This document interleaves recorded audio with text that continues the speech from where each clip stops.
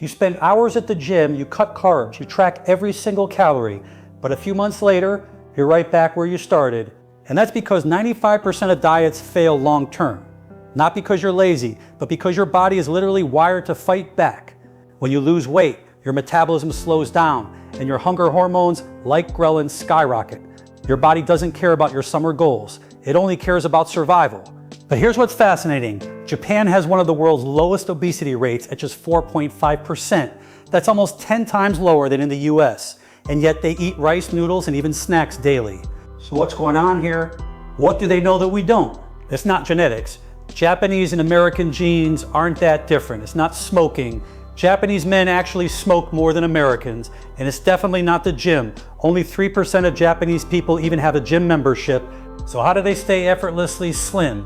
The answer isn't about dieting harder, it's about living smarter. And once you understand how, you'll realize it's less about willpower and more about design. Here are 9 science-backed habits the Japanese live by. Habits that can reprogram your relationship with food without starving yourself or living in the gym.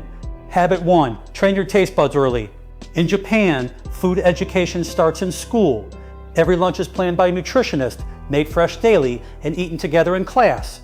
No vending machines, no processed junk. Children grow up tasting real flavors, vegetables, rice, fish, and that becomes the foundation of what normal tastes like. Meanwhile, American school lunches are run by profit-driven companies. Tater tots, chicken nuggets, chocolate milk, a factory diet that trains your brain to crave sugar and salt from day one. The key lesson? Taste is a habit. You can retrain it at any age. Just replace one processed item a week with something fresh. Slowly, your brain starts craving real food again. Habit 2, healthy convenience. Japan has 15 times more convenience stores than the US. But here's the difference. Their fast food isn't burgers or burritos, it's rice bowls with grilled fish, miso soup, or tofu for just a few dollars. Convenience doesn't have to mean junk, it just means available and easy.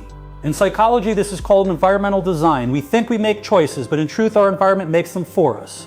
Japan simply makes good food the easy default. So if you want to eat better, don't fight your cravings, change what's around you. Habit 3, portion control without pain. Japanese culture values moderation. There's even a saying, hara hachibu, eat until you're 80% full. Meals come in smaller dishes with variety, rice, soup, fish, vegetables, so your brain thinks you've eaten more than you have. No giant sodas, no all-you-can-eat refills. And that matters because portion size directly shapes hunger. Psychologically, it's called the unit bias. We feel satisfied when we finish what's served, not when our body's actually full. So smaller plates equals fewer calories equals no feeling of restriction. Habit 4, sugar awareness. Here's another shocker. The average Japanese person eats half the sugar an American does. Their drinks are smaller. A soda can in Japan is 150 milliliters, not 350. Desserts are tiny, but beautifully made. Satisfaction through experience, not volume. In one study, people who cut sugar by just 40% for 2 months started perceiving sweetness as 40% sweeter. Your taste adjusts, you just have to give it time. Try swapping one sugary drink for green tea. It's calorie-free, lowers stress, and boosts metabolism. Habit 5, structured eating. Most Japanese people eat 3 main meals at consistent times. Breakfast before 9, lunch by 1, dinner before 8. When your meals have rhythm, your hormones follow that rhythm too. It prevents random snacking, emotional eating, and late-night binges. If your eating schedule is chaotic, your brain grabs whatever's nearby, often the worst option. Predictability is discipline's quiet twin. Start with fixed meal times and you'll notice your cravings start to calm down. Habit 6, move natural. Here's another difference. The Japanese don't work out. They move, they walk to the train, they climb stairs, they bike to work. Movement is built into their lifestyle. Science calls this NEAT. Non-exercise activity thermogenesis. Small movements that add up to big calorie burns. No stress, no guilt, just motion as a part of living. You don't need a gym membership, you just need to walk more, stand more, move more. Habit 7, slow eating. Eating with chopsticks naturally slows you down. It takes about 20 minutes for your brain to signal fullness. And by eating slower, you give it that time.